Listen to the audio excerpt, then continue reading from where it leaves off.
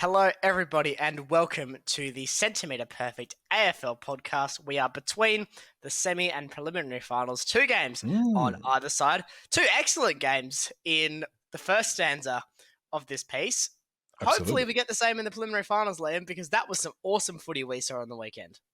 And look, after the first round of the finals, I was a tad worried for how the rest of the final series was going to go, but we did, in fact, get a couple of crackers, a couple of big performances, a couple of boys who might want to take back the last weekend and do it all over again if they could. But we'll get to that in just a second. Jesse, first of all, first things first, let's get the business out of the way. Tell the lovely people where they can find us. They can find us on Centimetre Perfect AFL Podcast on your preferred podcasting platform, whether that be Amazon, Apple, or Spotify. You can also find us at CMPerfect_AFL, at Instagram, and at YouTube. Did I get the handle right, Liam? Because you're the one that makes the handle. Yeah, I did make that handle. That's correct, yes. And you did get it correct, Jesse. 10 points, 5 stars, go to the head of the class. Well done. Very used to that title. Some would say teacher's pet. To those, I would say, well, you can yell that from the back because I'm up the front getting the extra credit. So the joke is firmly on you. Were you actually a teacher's pet, Jesse? I can't imagine you. Oh, really? Unless that teacher annoyed me, which isn't hard to do. But this is you, Jesse, in a nutshell. You don't suffer no fools. The teacher's cool. You're cool to them. If they're a bit of a dick, guess what? You're getting the full Jesse. As everyone it starts to call it now. We go to the footy together. It's like, what Jesse are we going to get today? I said, hopefully the full Jesse, because the full Jesse at the footy is a sight to behold. You know, we didn't get the full Jesse that much this season, I don't think. No, I think because you're more in 23. More in 23, but I think this year we had obviously young ones around. We had and I think we're outdone by some of our compatriots. That's true. Next door. But hey, that's a story for a different time. Probably not for the podcast. But Jesse, we digress. We have lots to talk about tonight. A little bit of news, a couple of game reviews, and the first 3 teams out of the finals, a bit of a review for them: Carlton, Hawthorn, and the Western Bulldogs. But first things first, would be silly not to talk about the biggest story coming out of the weekend, and that was the Ken showdown with Sicily. No, well, Sicily, yes, and Ginnivan. After the game, Port versus Hawks. Ken, the usually unflappable Ken Hinkley, all he does is stand around with a goofy smile on his face, and he chose this day for violence after his team beat the Hawks and decided to, taunt the Hawks boys a little bit, specifically Sicily, but no, Ginnivan, but the whole team as a whole. And Sicily didn't take too kindly of that and started jaw-jacking. Now, I turned the game off because I was quite upset about the result. I turned over to the F1 and wanted to watch some of the practice for Azerbaijan. And you text me and goes, "Oh, there's a bit happening here. What happened?" Chaos ensued. Hinkley decided that he wanted to do his best Boeing 747 impression. Sicily said, was the effect of, "Hey, mate, you're a pretty terrible aeroplane. Go land at Jandakot, not Perth." And it just kept going. And it didn't really stop. No, and it was an interesting. I went back and watched it. Actually, turned back the live feed on, rewound it, and watched it, and it was so bizarre because it seemed to be really out of character for Ken. Now they come back and they say, "Oh, he wears his emotions on his sleeve, does Ken?" But I don't know. There's mixed opinions on this. There's people on both sides of the coin saying, "Don't do it. It's okay. It's a bit of banter. It's uncouth." All that effect. I just found it all very bizarre. Like, you've got a team who's a young team and have worn their hearts on their sleeves in the sense of they are kind of unapologetically them this season. And Ginny's probably one of the ones who is the most unapologetically himself. And sure, he may have got a little bit lippy on Twitter, but it's Twitter. Who gives a shit? It's just a bit of a bant, chucking a bit of, bit of heat on the game that's coming up. To taunt them after the game when they'd lost seemed to me a little bit unnecessary, especially from the coach. It's weird. I can accept it from the players, but from the coach, I thought it was a bit bleh. What about you, Jesse? Well, I'm best described, and this is actually a phrase someone has used to describe me before, as psychotically competitive. So yeah. I understand the competitive drive. In saying that, you win with class. Now, there is an element of if you dish it out, you have to be prepared to take it. I accept that argument, and that's fine. Sure. However, you win with class. Ken Hinckley did not win with class on Friday night. I don't know why he chose to do that. Weirdly, he lied about not knowing that the comment existed in the first place. Yet he clearly did because he did the aeroplane, but apparently it was up on one of the whiteboards in the Port Adelaide club rooms all week. So he both was obsessed with it and didn't know about it, which is really silly. I don't know why you'd lie. That's such an obviously fact-checkable thing with any one of the 45 players, never mind staff and other personnel at the Port Adelaide Football Club. It's just really weird. And it was a case to me of I just survived my job and my livelihood because someone kicked a ball 1 meter to the left than they probably should have. Yeah. And to be quite honest, Ken Hinckley has really made his future career prospects, I think, a lot more uncomfortable because every single pocket of every single fan base will have a group that will say, I think that was a really stupid thing for Ken to do. So in terms of a coach that already is labelled as a career choker when it comes to finals, a great coach in rebuilding a team and keeping a list strong, but not a finals coach. And I think we have learnt that over the journey. We get into this jiggery pokery now and this type of antics. I just think you're making it harder for yourself. You know, you probably survived this year now because you made it to a prelim. You're not making it to a granny though. You're probably surviving because you made it to a prelim. But next year you're going to be in the same situation. Week 1 of finals, if you're there, you have to win. If you don't, the crowd's going to turn on you. Then you have to win a semi-final, assuming you finish top 4. But if you don't finish top 4 and you lose that first week of the finals, that's probably it for you. How long is Port Adelaide going to keep doing this dance, though? Because I feel like this is the conversation piece for Port Adelaide every single year. And I feel like every year the bar gets raised just that little bit higher for Ken to keep his job. Sure, he got past. I don't think that's unreasonable. Well, no, I mean, he's been there for 11 years now? He's been there for a minute. So, you know, my understanding this year was like, it was basically a flag or bust for Ken. And, you know, he's got through to a prelim, which is good for him. It's fantastic. But yeah, it just kind of seemed, I don't know. I think this year he's kind of been much more reserved on the boundary line in the coach's box. He has kind of stood there with his hands tucked neatly under his belly, just that little, you know, smile on his face the entire time. Hasn't let much out. So I do wonder how much of that would have been, like you've just said, all that pressure that's been building up on him, just coming out in that one moment. Because it wasn't a thrashing of Hawthorn by any stretch of the imagination. But still, time and a place. You're about to, you know, chair off a 300 game player who's, you know, that should be the story. You know, Bruce getting chaired off. That should be it. But instead, where everyone's talking about bloody, and I think that's what Sicily had the problem with as well. Sicily was just like, you know what, footy's footy, banter's banter, but the timing of that was a bit skewiff. And Sam Mitchell wasn't too chuffed about it after the game either in his press conference. After the game, someone asked him if he'd go and speak to Ken. He said, absolutely not. And I understand that too. But you're talking about two different sides. So the AFL has fined Ken 20K, 20 large for this little indiscretion for unbecoming behaviour. Now, that's quite a fine there, Jesse. How much would you be in the hole if you were done in for unbecoming behaviour? Well, none. You need 3 jobs, mate. Because I would never. I'm such a well-behaved young man. Sure.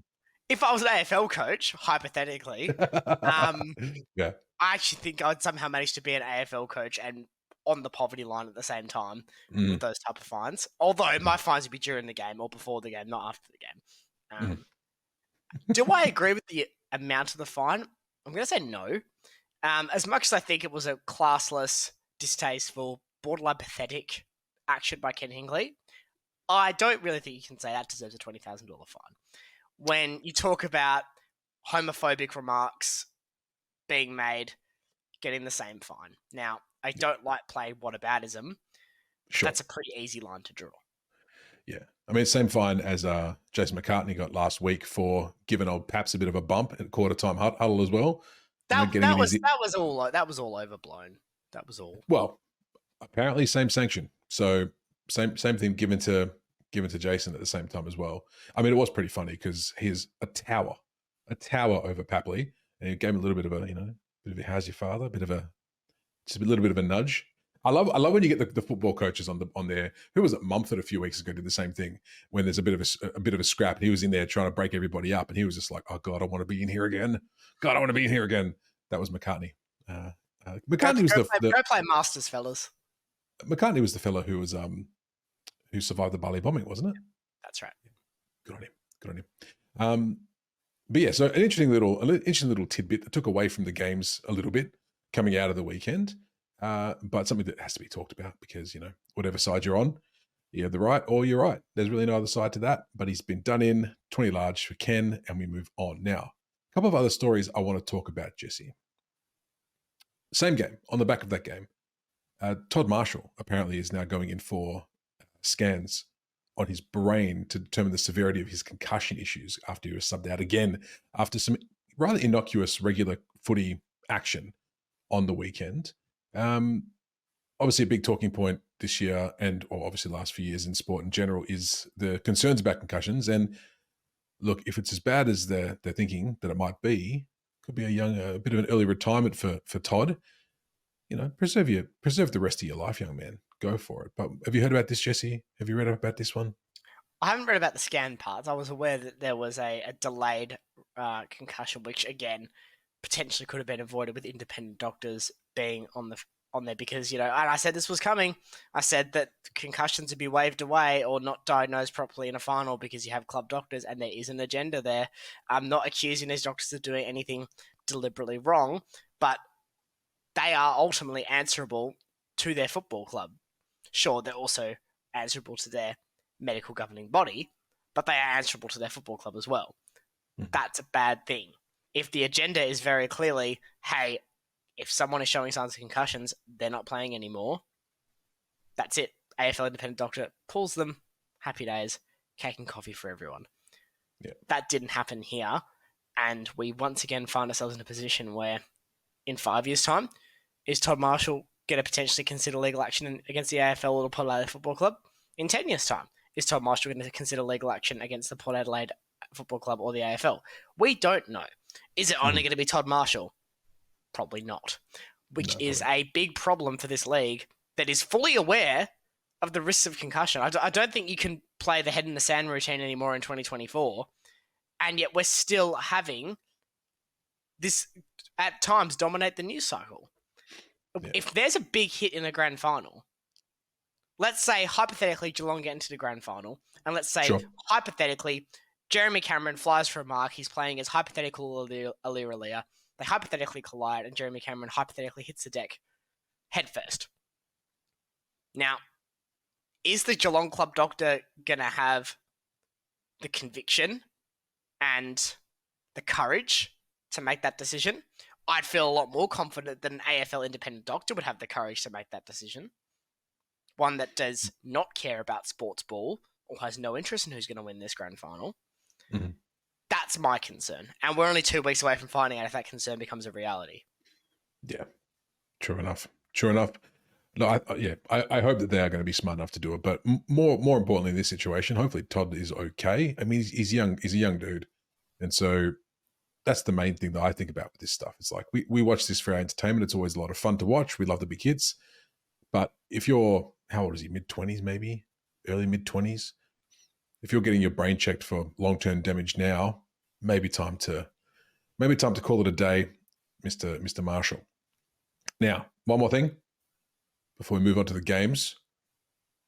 Jack Darling had a medical with North. Good or bad idea for North? Good. Good idea. It'll give Larky a break. It's true. That's true. It does a lot. And you know what? Apart from a couple of games where he was genuinely dreadful, Darling was still able to gut run for most of the season. I think if North can get 15 games out of him and they're not paying that much, I think you take that. I really think you do. I think that really helps Larky. It allows Zerha to slightly alter his role. It probably allows Griffin Logue to permanently slot back into that back six. I think it's a win-win. Darling can be mercurial, but there aren't that many. This isn't like, English football where you've got 15 journeyman strikers wandering around the Championship League 1, League 2 to fill a hole. You've probably only got about 2, 3, 4 of those players, like a Tex Walker, a Charlie Dixon, a Jack Darling.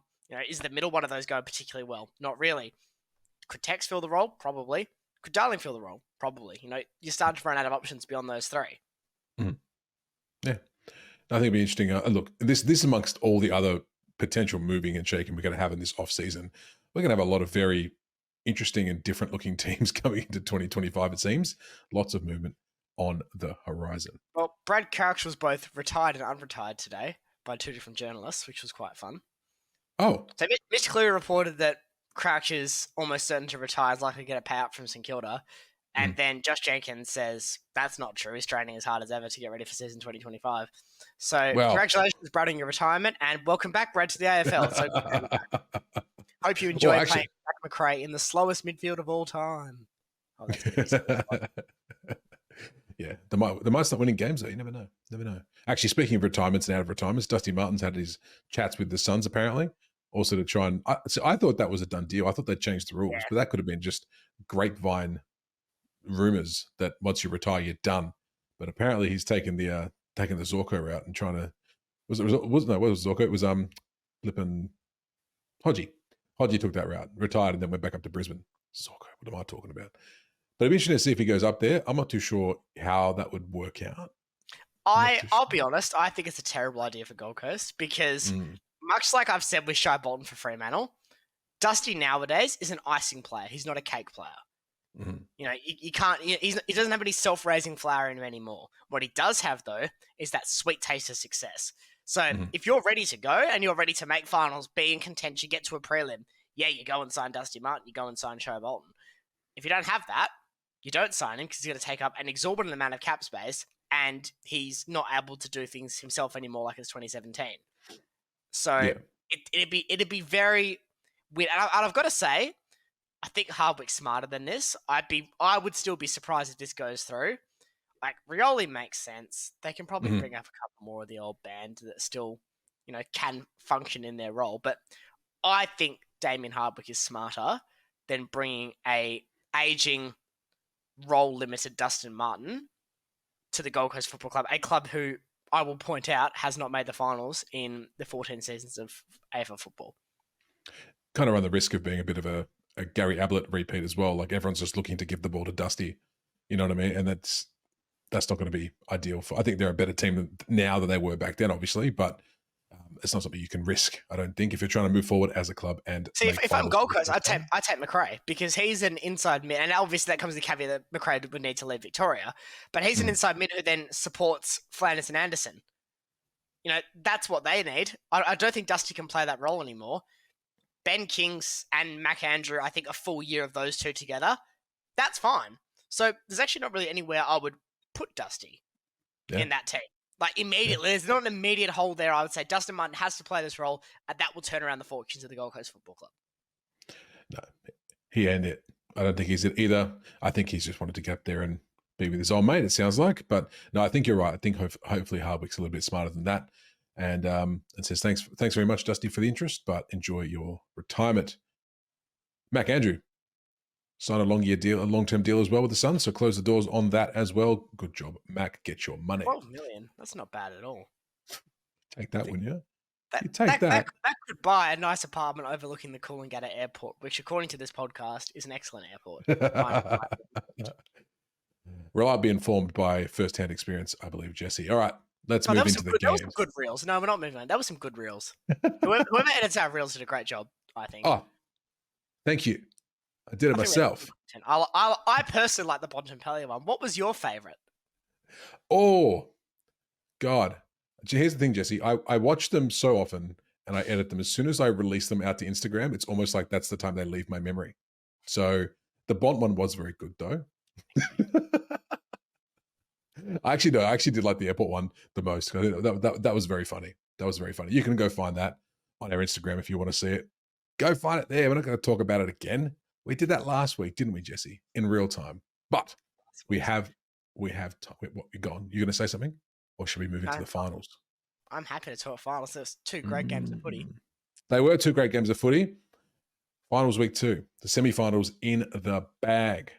Let's start with Friday night football. Jesse, sad Sad me, sad you, sad Sad, everybody. sad, sad Sad, sad, Hawthorn sad. lose, sad. Sad Hawthorn lose.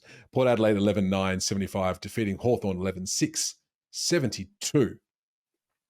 Now, we were texting as we usually do on the Friday night games, Thursday night games. We have a bit of a back and forth. And I was saying to you, Jesse, I reckon Port are going way too hard, way too early in this game, and they're spending up all their tickets. And lo and behold, they did not. They were just fine. But one thing I will say is they couldn't really capitalize on that early momentum at all. And they went into quarter time, I think, 2 goals up. Like, sure, Hawthorn, no goals. That's always a good thing to have. But if you're going to spend all that energy in the first quarter trying to get a fast start, you're going to find the big sticks. Now, having a bit of trouble doing that. And I said to you, Hawthorn is going to need to get 1 or 2 here, and they're going to be off. And that's exactly what happened. What were your takes on this game, Jesse? Yeah, I'm still not afraid of Port Adelaide's forward line. And that fear is not coming anytime soon. 2 consecutive games at Adelaide Oval, they've struggled to score. Now, they did win one of those, but ultimately, they're not scoring freely. And in this final series, I think where teams have been defined by their ability to score freely, that's a big problem. Hawthorn were restricted for the first time in a very long time this season, and still almost got them. So on one hand, I think Port Adelaide defended excellently. Aliria was brilliant at organising that defence. Their defensive forward pressure was really good. Darcy Byrne-Jones had a great game to my eye. And obviously Jace Burgon off the halfback very much announced himself as a potential future star on that halfback flank with an excellent commanding performance. He was brilliant. But looking at the disposal numbers, it was a very low possession game across the board. Newcombe top with 31, all the way down to Burgoyne with 25, Wines with 23. They're your top 3 possession getters for either team across the game. So there's a bit of a clump around 22, 21, but to me, that really shows this was a very even game. Apart from Burgoyne, and to an extent Newcombe, no one really flicked that switch. Yeah. And just went into that individual, drags the team over the line, like Patrick Cripps style approach to a game. And that led to a really good contest. It did. It was a very good contest. And I think one standout for me for Port was Willie Rioli. I think he had a really good game. Yep. He was trying to play finals footy like a madman. He was doing everything he can to lift that team up. And, he was running, he was tackling, he was, delivering good kicks into the 50 for the likes of Georgiades, who finally got a few on the board from his kicks. Sprayed a few as well, but I think Rioli was a big catalyst in that win. Absolutely. Now, what I noticed is that obviously Port, like you said, made Hawks do something that they haven't done in a while, and that was panic. Their first kind of quarter and a half, Hawkball was gone. They just kind of stopped Hawkball altogether. Trademark, Hawkball, trademark. It's done. It couldn't do it, and it was so interesting to see, though, like how quickly Hawthorn were able to change and switch it on after they got their momentum going. After 1 goal, after 2 goals, I was like, right, we're on here. And we got something from this game that we haven't got from a lot of games this season. And that was a second half that was competitive. Yes. Back and forth. It was like literally goal for goal pretty much the entire rest of the game, which is something that I don't think I was expecting. I was expecting the younger Hawks to run over the top of Port in the end. But Port did have that extra kind of that grunt that they didn't have last week. And kudos to them for turning that around from the previous week's shellacking at the hands of Geelong. They turned it around. It was horrendous. And they responded. And that's what good teams do. But I agree with you. Like, it's for a team that's going to be wanting to challenge for the grand final, you kind of got to offer a little bit more than what they did against the Hawks. And we've said this for a couple of weeks now. Wherever the Hawks go out, as far as this fairy tale goes, wherever they go out, they've won this season. They've overachieved by, a bounty. They've done more than anyone ever expected them to do this season, and I think that was part of the reason why Jack is so braggadocious and brave on the Twitter, because they've already done it. Yeah. They've already overachieved, and it's a bit of a shame to see it come to an end here, because I was enjoying them. I was enjoying watching them play. I was enjoying their style of footy. I was enjoying everything, Jesse, and them going down was a very, very sad occasion for me. But That's it. But they can go out with their heads held high. Season 2024 is done for the Hawks. I don't really have a standout for them because they were all pretty good again. And you're talking about low possessions. We'll talk about the next game in just a second because, boy, howdy, don't we have to. But the next game is pretty similar, I believe, in terms of possessions and disposal. I think it's pretty low. But the people who had the most effect had low possessions. Just how it was across this final. Just how it was. But no, it was a cracker of a game. Really fun one. Go on. I was going to say, Zach Butters, 17 disposals, 72% time on ground. I don't think he's quite right. So that's going to be a big problem against a star-studded Swans. Yeah. I think he's definitely one of those players who's definitely pushing through a lot at the moment, just trying to make sure he's in the finals. But at the end of the day, if he's not up to scratch, he might not be one of your best players. Do you play him for the finals? Apparently, he is an important piece for the Port Adelaide Powers finals series because he got subbed out in the first final quite early. Was pretty, wasn't exactly nimble in this game. So we'll see what happens with him against the Swans. Because, yeah, if he comes out and he's hurt early, it's going to be lights out pretty quick, I would say. Well, actually, no, it won't because they're playing Sydney, who don't start the game until the fourth quarter, apparently. It'll be lights dimming. Lights dim lights, and then the clapper will come on at three-quarter time. And away they go, the Swans. Anything else to say about the Port Adelaide Hawthorn game, Jesse, before we move on to the second game of the weekend? In its own way, it was the best game of the finals. Oh, yeah, so far. Absolutely. Because this next game we're going to talk about, whilst an exciting end, was not a good game of football. Let's move on to it now, shall we? Let's move on to it. GWS 15-10-100, defeated by Brisbane 15-15-105. Now, this is weird. Before we get into the elephant in the room, which is the Giants' finals performance, I can't remember a time where I've watched such a high-scoring game and been so preoccupied by doing anything else. I don't know what it was. Like, there was something about this game that just wasn't exciting. Up until the final quarter, there was just nothing really, finals-like about this game. What do you reckon? Yes, to an extent. I still think it was a good game of footy. I was still engaged in the game of football. But I cannot believe what we saw. A team that has led for all but 15 minutes of 240 minutes of football. I did the math, Jesse. 250 minutes and 33 seconds they were ahead across two games, 16 minutes and 6 seconds they were behind. And this team has had two finals, lost both of them, and are going home. Now, on one hand, I didn't have GWS in my 8-ladder predictor, so I'm quite pleased they're not winning the premiership this year. Go me. However, that was a staggering collapse. I can excuse the one against Sydney because crosstown rivals, it was the same for the majority of the season, they were the best team. Losing to this Brisbane side, is it excusable in this fashion? But it was a carbon copy. It was a carbon copy. Both games they had in control, and both games they had 6 goals kicked against them in the last quarter to lose at the death. Like, how do you do that twice in a row? To me, that's a coaching issue. And I've really had some cold water poured on my appraisal of Adam Kingsley off this final series. Because there is no way you can go into that 3-quarter time against Brisbane and not have this organised. And not be an organised team for this last quarter. I don't know what was said. I don't know what the plan was tactically. But once again, GWS could not turn the tap off once Brisbane got going.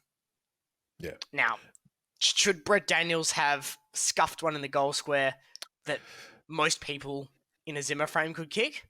Probably not. However, the game management across the board from the Giants was abhorrent the last 2 weeks. And unfortunately, they've got what was coming to them. I think poor Brett Daniels is going to cop a lot for that play on. It's one of those ones where if it goes through, you're a hero. And then if what happens, what happened, then everyone's going to be like, that was the moment they lost it. It wasn't. But they're going to point to that moment going, that was the catalyst. Because, you need a reason as to why. The moment they lost it was just letting Joe Danaher buy a townhouse block in the NG Stadium forward 50 and start building in that final quarter, because that's what cost them the game.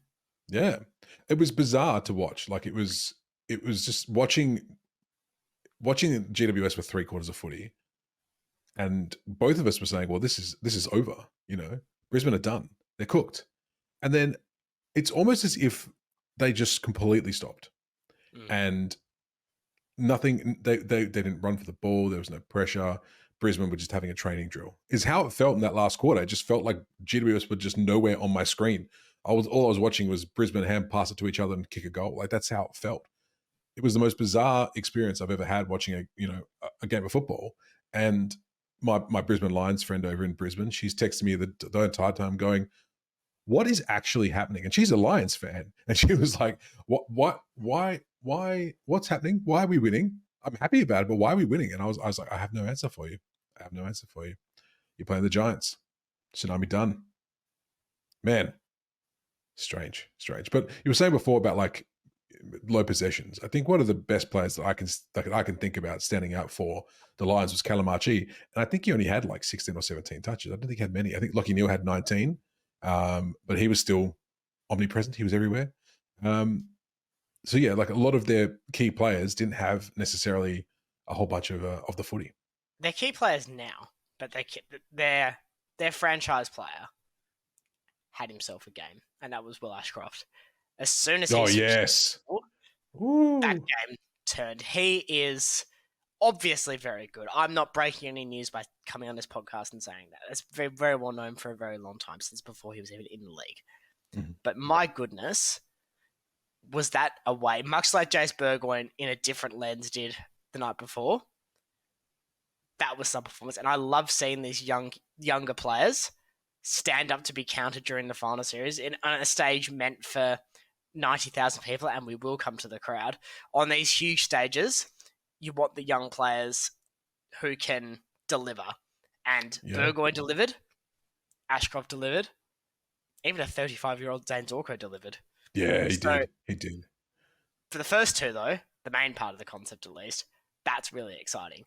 I think Will Ashcroft will be your guy if you're a Brisbane fan. I think he's the guy that you're building around.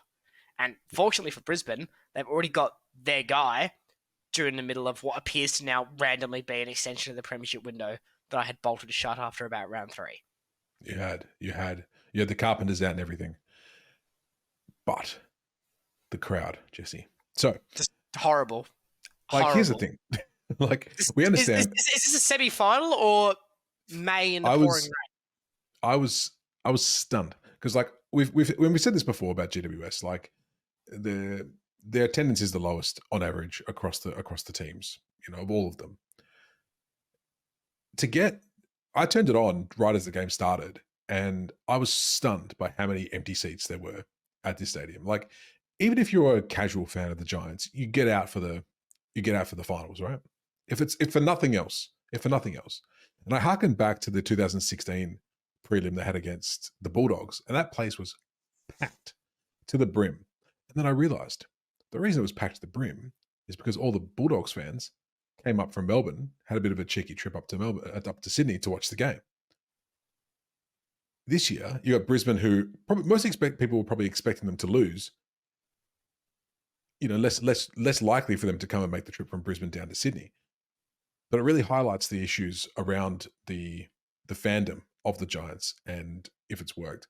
And I still maintain it's the location of that bloody stadium. It is horrible, horrible. Your thoughts on it, Jesse? I don't think we need to throw the toys out of the pram yet for a team in Western Sydney. Stop it. Stop Okay. it. You're being naughty. Stop. But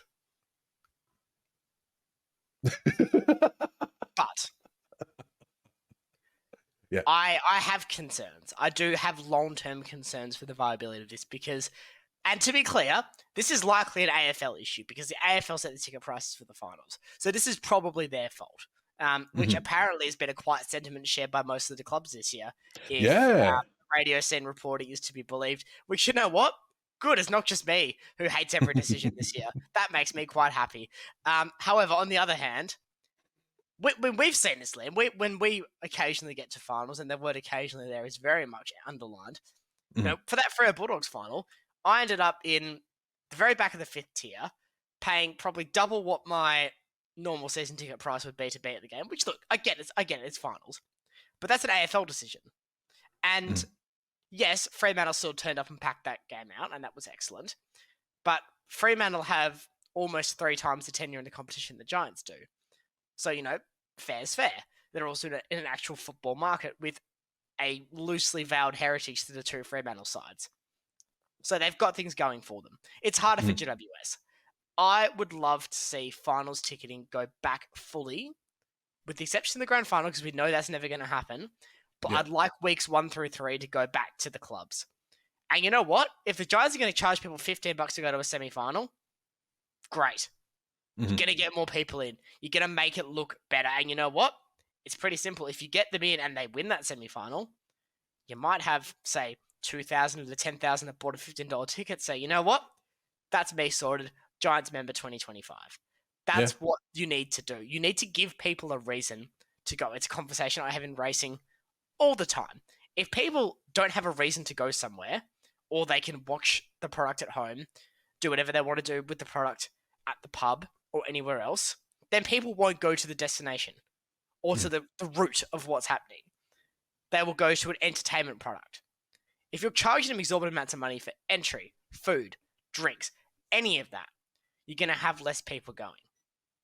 That's, I think, the AFL's problem with the final series. Yes, you're still going to have the G packed out for Geelong this week. That is going to happen. Let's not delude ourselves. Sydney will be a full house too.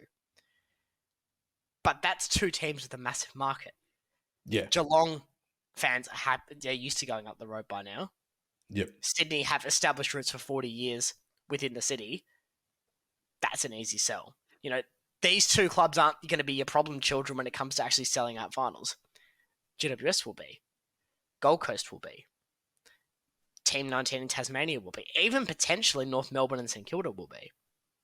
So that's 5 of your 19. So a quarter of the league who, under your pricing model, under your control, will struggle to sell out the finals or may struggle to sell out the finals. We talked about equalisation. That doesn't sound very equal to me, Liam. No, it doesn't. And much like buying a house, I've kind of given up on any semblance of a dream to go to the grand final because I've seen how much tickets are for that. Yeah, and I won't go. I won't go. I'm not paying that amount of money to go to the grand final. I'm lucky to have gone. I'm no interest in going again at those prices. I'll stay home and watch the product at home. Yeah, as you would. But no, it's a shame to see that for GWS. Hopefully, I would have thought that potentially the delectable taste of success lingering in the air potentially would have attracted a few more people in, but not to be. We'll see how that plays out next year, but they've definitely got some work to do outside of their stellar social media team who keep kicking goals every week. They're fantastic. I love what they do. Although they did post a TikTok of Hawthorn being unable to hold a lead in between the finals. So mistake. I mean, no, that's just karma right there. You don't do it before you've played. That's rule 101. You silly beans. What's going on? Especially after last week too. I know. It's not like I don't have form with that. It was really weird. Quite entertaining nonetheless. Look, sometimes you just gotta get those likes. Hey, nothing else. Liam, Nothing else matters. Yes, mate. Can I throw something in here? It's completely off script. You have no idea I'm gonna suggest this. I love these. Go on. Completely off script, and you're gonna have to put your thinking cap on for me. You're gonna have to actually think about this. Flip. Okay. So one of the big trends in football or soccer during the international break in England specifically was Barclays men and Coca-Cola men. So these are guys that were ballers during the Barclays Premier League era and the Coca-Cola Championship. So you're talking just like semi-random players who were just absolute stars. Now, I don't know what we'd call these because Toyota have sponsored the league forever. Let's call them Wizard Home Loan Cupsmen, I think. Okay. So I think that works. Okay. Now, cast your mind back to kind of early mid-2000s. Oh, no, yeah. Who do you think of when you talk kind of that era? They could be rubbish players. They can be the best players. I'm not going to specify that. Throw me out some Wizard Home Loan Cupsmen, if you don't mind. You shouldn't do this to me, Jesse, because now I'm here going, Brent Harvey comes to mind. Okay, that's fair. Please. I'm thinking like Clive Waterhouse, but he was like 90s. That's too early. That's too early. That's what I mean. That's where my brain Can I is chuck going. some names at you? Because I'm old, Jesse. I don't remember the 2000s. I remember things before the year 2000 when Y2K wiped my brain. Go on. I'm so sorry. Fraser Garrick. Fraser Garrick's good. I think that's an ultimate. That's an ultimate That's kind good of shit. era. That's good shit. And I've been watching a lot of Fraser Garrick clips on because I've been doing some research for some of our other videos, and all I get is Fraser Garrick clips at the moment. I should have known. He's a big boy. He's a big boy. G Trade. Very big boy. Simon Prestigiacomo. That's a good name too. I like name. that. Prestigiacomo. Good blast from the past. Richie Vandenberg. Don't remember him. He was Hawthorn skipper. No, maybe I do. I don't know. Blonde fella. Yeah, he was blonde. So I'll give you that. Yes. I know. Go me. Anthony Grover. Oh, that's a Wizard Home Loansman. Des Headland. Yeah, you go. Paul Medhurst probably fall in that category. Paul Medhurst probably fall in that category. Yes, that's true. That's true. Chris Tarrant. But like Collingwood, Chris Tarrant specifically, the first time, like that year. Yeah, 100%. Glenn Archer. Glenn Archer for me is still early though. That's like early. Okay, fair enough. Like I'm trying to think of peak 2000, like mid 2000s, right? That's where my brain is trying to go. And it's Alan Didak.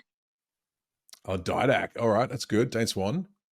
Yeah, okay. Yeah, okay. I'll put him 2010s, but I'll pay it. Sure. Brendan Favola.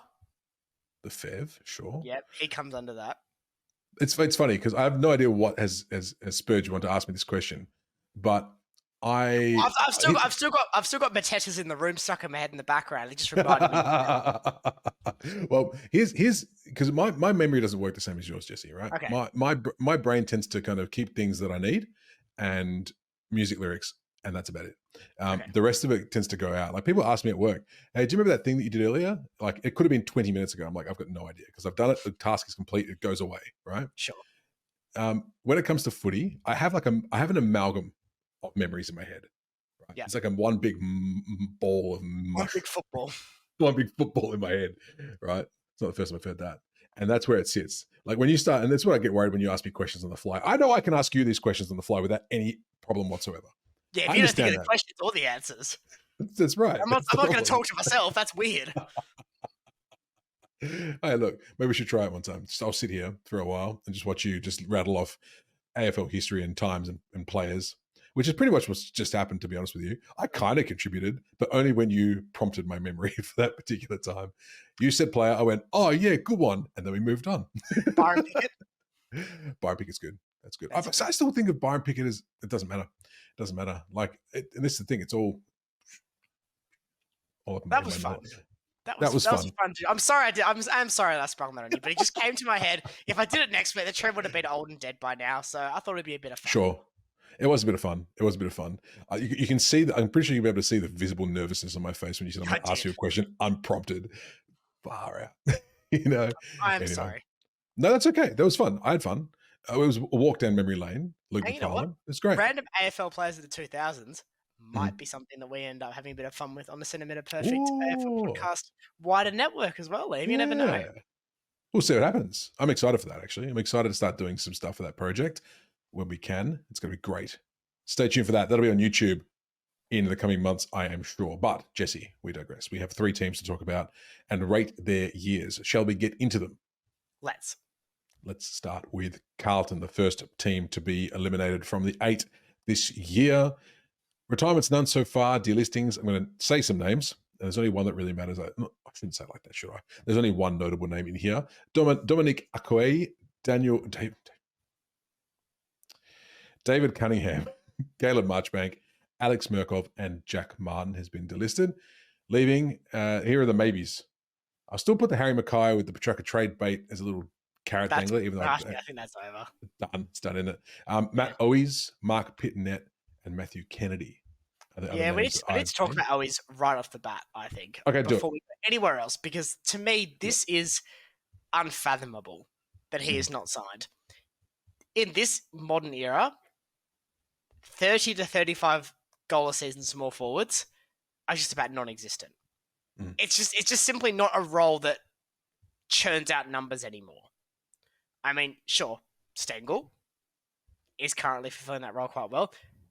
A firing Cozzy Pickett and a firing Shai Bolton can do those numbers, but Mhm. not every team has one of these players. So why would you put yourself in a position where you can let the one that you do have walk for almost nothing? Now, I am a big Matt Owies fan. I love what he brings to this Carlton team. I think he is one of the most underrated players in the competition. I think his statistics versus his reputation are well and truly out of whack. Mhm. So to me, this is really weird and bizarre that he's not signed, unless Carlton are making a run for a Godfather offer in free agency, but I don't know who that would be. It Mm. makes no sense to me they haven't signed Owies. Mhm. I think, and Kennedy was another one that's kind of surprised me as well. Probably less so than Owies, but that one just came out, I think, today or yesterday that he Well, was they just have too agreed. many of the same player, Carlton. I guess so. I guess so. But it looks like they're going to not like clear house because they're not going to do that, but they're starting to make the moves to try and piece together a team that is going to hopefully contend next year because they've been threatening for the last couple, and this year they only just scraped through by the skin of their teeth. So, expecting moves to be made for sure. But how else did you see the Blues season this year? Well, it started well, and it started with the promise that we had for them in the preseason, and then Yeah. slowly but surely, some injuries came at the wrong times, and things just unravelled. It was a whimper that Carlton went out with in that final 6 weeks of the season, including their elimination final loss to Brisbane. They just struggled when the heat was turned on them to perform, and we can't really critique them for that too much as Fremantle supporters, but ultimately, when the season was there for them to grab and run with and have a top two finish and even maybe push for top spot, they spluttered into barely clinging on to eighth in a game that they still managed to bottle against St Kilda Mm-hmm. in the final week of the regular season. Yep. They fell into the finals and they fell pretty miserably at the first hurdle. Now, yes, they were missing key players, but gee, I don't know. I want Carlton to be good for the sake of the competition. I genuinely do. And that's not a very outside of Victoria take, but Carlton and Essendon have been too rubbish for too long Mm-hmm. for the blockbuster of the competition. A Carlton Essendon prelim hasn't happened in 25 years now. Last time was 99. Now, that's, yes, it's a national competition now, but that is too long for these two rivals. Both sides have been varying degrees of rubbish since then. And I just get the sense now, if Carlton are losing a guy like Owies, they can't bring in the guy they want. They are very much cutting the fringes down. But do they have a strong 23 as it is? Like, it was Well, guys like Chincotta that was stepping up this season. yeah, 100%. Not necessarily guys like Cherry and Hewitt. Well, no, I mean they've come out and said that Chera was a bit of a bust, right?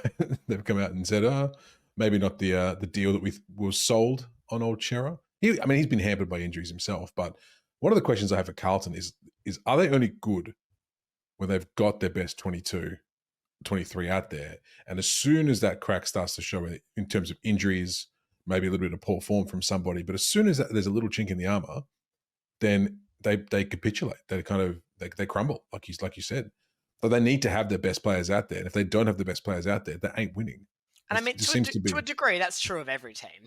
But it I was know that. especially pronounced with Yeah. Carlton, and I felt. No, 100%, 100%. Like I understand, but some teams have better depth than others. Like we look at Geelong. Like I thought I didn't recognize half this team for half the year. I know who they are now, but they brought these players up through necessity, and here they are, vying for another grand final again. Patrick Cripps remains to be obviously one of the best players in the competition. You could tell he was doing everything he can to lift his boys up in every single game that they played, no matter which game it was. And a lot of the times it was a solo effort, especially towards the end of the season. And he didn't have a lot of people following him and giving him a lot of love. I did have Chincotta as a mention for me as well. I think he did a really good job in the tagging role for a lot of times this year as well, which was good to see. But yeah, Akers, I think Akers was excellent this season. Akers is one of those players that, sure, he was out. He played for us for a little while. He left and we're like, what'd you go for? Yeah. But he does some pretty good stuff, does Blakers. He does some pretty good stuff for the Blues. I think he's a good fit there. He seems Yeah. to really enjoy what he's doing there. So, yeah, Chuck Blake in there as well. Absolutely. I mean, Kerno was good when he was healthy. He was on track to be Coleman medalist once again until he went down. So there's definitely a lot of wins for Carlton, but ultimately, how the season finished, the promise that it had going in, and that finals performance against Brisbane. Jesse, what score did you give them for the year 2024? I gave them a 3, and it was almost a 2. Wowee. Okay. Explain yourself. Well, a team that was consensus top 4 for most people, falling into finals and being 28 points, but being thumped in the elimination final for the better part of the game. I don't think I could go higher. But honestly, I wanted Carlton to be good this year for the sake of the competition. They just weren't. Yeah, fair enough. I split them down the middle. I said 5 because obviously that promise that they were meant to have this year, they started showing in the first half of the season, and then it went away in the last half of the season with a lot of things out of their hands, like a lot of injuries at key times. So that's why I kind of split the middle. I said 5 because obviously the disappointment of how they finished mixed in with the parts that were not in their control, I think comes out to a nice little middle ground average year for them. They made the finals, didn't they? So isn't that all we want? Just make the finals, guys. That's all you need to do. If you make the finals, you're great. Apparently, allegedly. 2 or 3, Jesse. What did you settle on? 3. 3. Okay. Your word for Carlton for 2025. Nervous. Good As in, I'm nervous for them. You're not nervous to play them? No. Not after that last 6 weeks of the season. I don't know how I could be. No, that's fair. I actually didn't write a word down, so I'm gonna go with yours. I Thanks, ask you Liam. for your answer, and then forget to write one down myself. But I think nervous is a pretty good way to sum it up because, realistically speaking, their fans are pretty desperate and pretty hungry for success. You can tell, and if they don't get it next year, again, it turns into a question of when. So, that's it. All right, let's move on. Let's move on to the next team of 3 we're going to talk about tonight, the Western Bulldogs. Retirements, Aiden O'Driscoll, and then delistings, Dominic Bedendo and Casey Ripstra. I believe you. I really do. I believe you. Potential departures. Caleb Daniel, Riley Garcia, Rory Lobb with 3 question marks against him.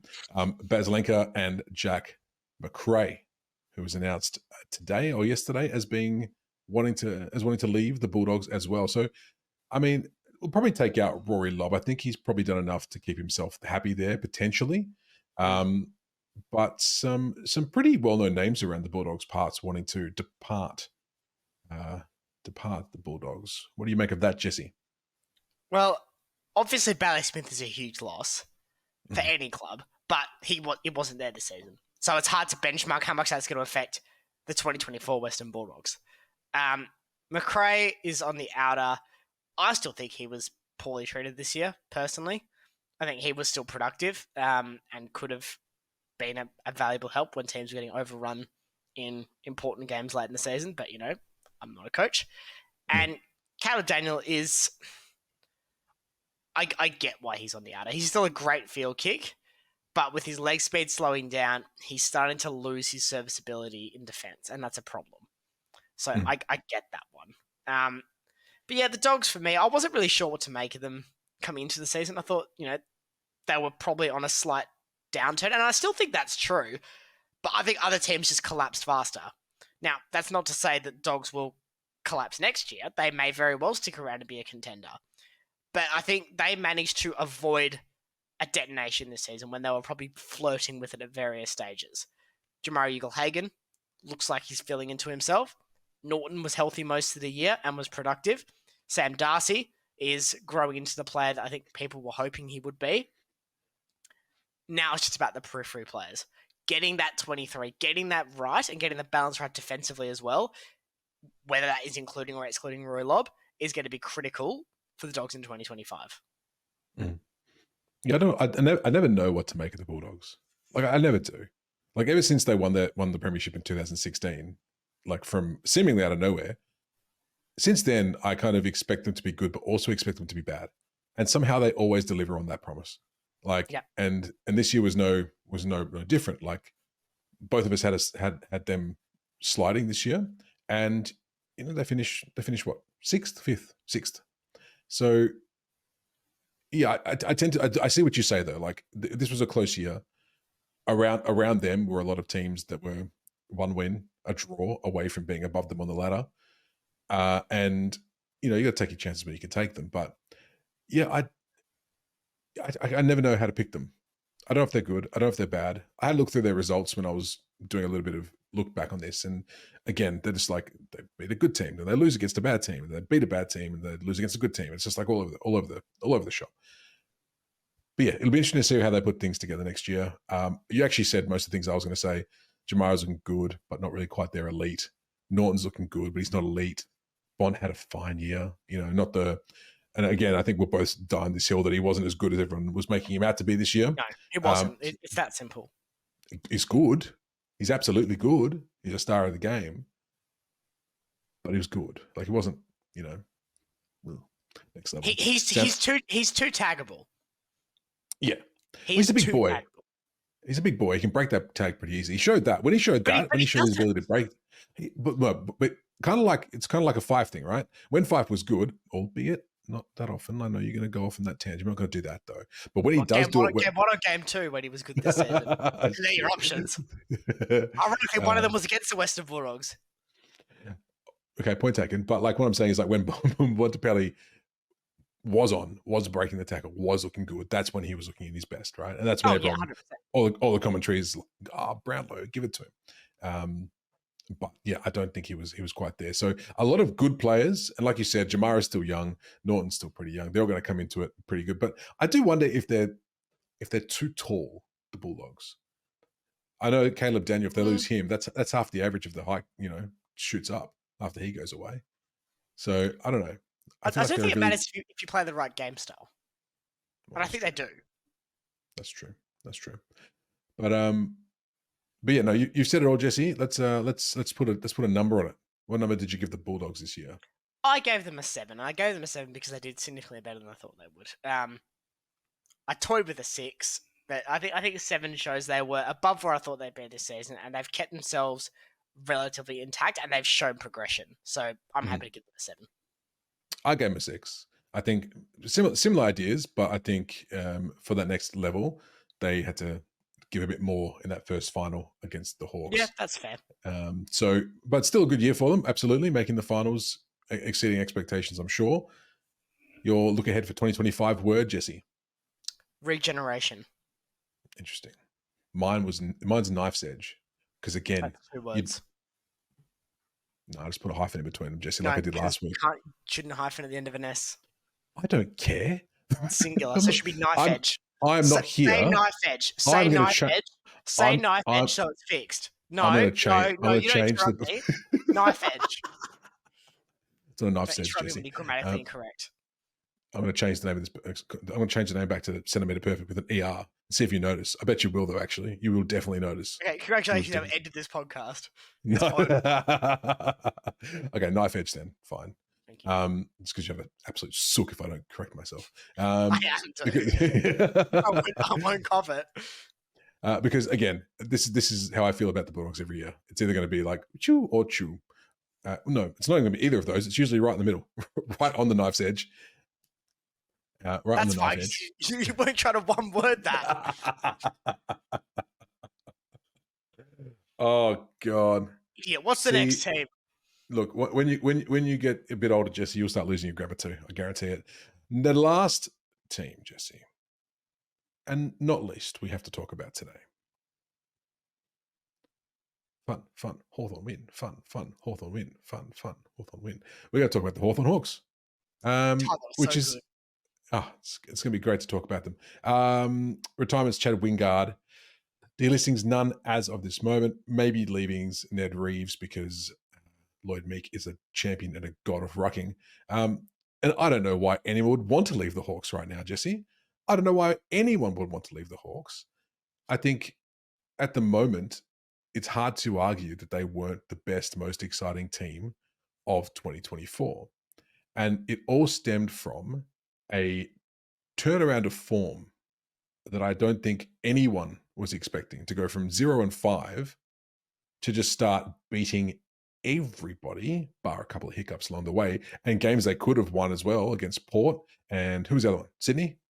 And No, Port again. Port again. GWS. GWS, that's right.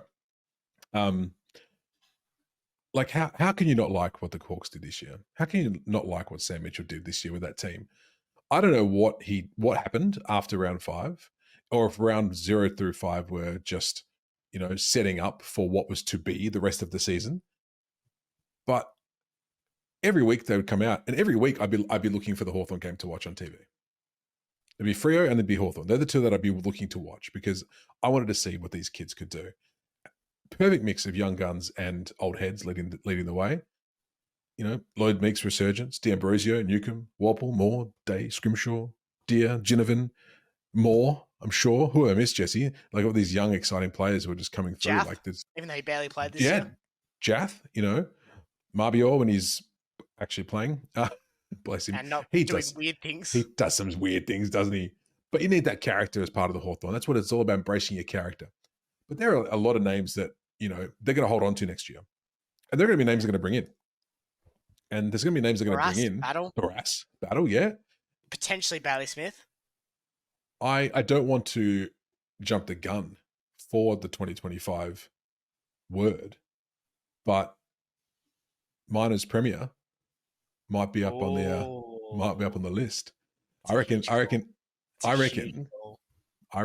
honestly, if they keep, this is the thing, it's all going to hinge on how this offseason goes. It's on a bit of a knife's edge, you would say, potentially.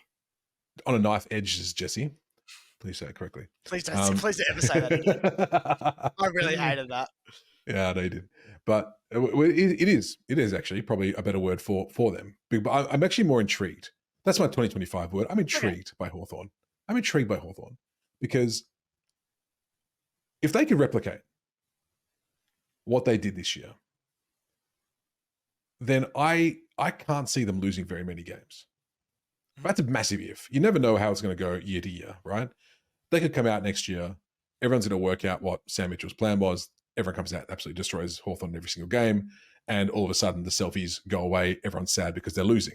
Winning's a big factor in this Hawthorn success plan, I reckon. And if they ain't winning, and if they ain't, on a run, that could quell it quite a bit. So, not too sure. But that's next year. This year was fun. This year was exciting to watch. And I'll throw it over to you, Jesse, for your thoughts before we get our scores. Yeah, it was an awesome game style. It just worked. It was the perfect tactics for this group. And I was just go. Take the game on. It's okay if you get caught as long as you're taking the game on and you're backing each other up. Sicily, star. Can't wait to see him as a key forward next year. I think that's going to be the change for them. Him going forward, probably him and Deer, to be honest. I know Marby is fine, but I think I fear that combination of Deer and Sicily in season 2025 with guys like Ginnivan, Watson, Moore, Bruce, if he's going around again, Gunston as well in there too. Like they've got the perfect mix of vets, young guys, players on their second, third club. I mean, Chol's on his third club. D'Ambrosio was turfed out at Essendon. Impey, Carl Amon, turfed out of Port in various stages. Lloyd Meek couldn't get a game at Fremantle. Now is one of the best ruckmen in the competition. Like, it is remarkable what they have built with. It's almost like if you looked at this list in a video game format, and it's honestly say, this is one of the worst teams in the competition. I don't want to play with this team. They're garbage. But yet, on form, it just turned. And they're going to be a very exciting side in 2025. Liam, your word is intrigued. Yeah, I'll go with intrigued. I think intrigued. Mine's airborne because, sorry, Ken, this plane's taken off. Okay, well done. Well done. Claps. Claps for Jesse. That was very well done, Jesse. What did you give Hawthorn's 2024, though? A 9. Me too. 10 if they won the premiership. Actually, I would have given them 8,000 if they won the premiership. Yeah, I think you can't go the full 10, obviously, because that would entail. Unless the team goes from like a wooden spoon to like a prelim, like West Coast in 2011. I think you could give that a 10. But yeah, I think 9 is unfair. I'm only docking that 1 for the first 5 games of the season, to be honest with you. Okay, fair enough. The rest was pretty damn good. But no, I think we can both agree that they were fantastic this year. And that will wrap us up for tonight, Jesse. Thanks for listening, everybody. Send us home. Good man. Thank you, will do. Thank you, everyone, for tuning in to the Centimetre Perfect AFL podcast. Make sure you are liking, sharing, subscribing, telling your friends, telling your neighbours, telling the belligerent ex-AFL player that you see playing local footy finals in the next couple of weeks as well. Most preferably after they've had a few. Thanks for joining us. We'll see you next time on the Centimetre Perfect AFL podcast. Bye, everybody.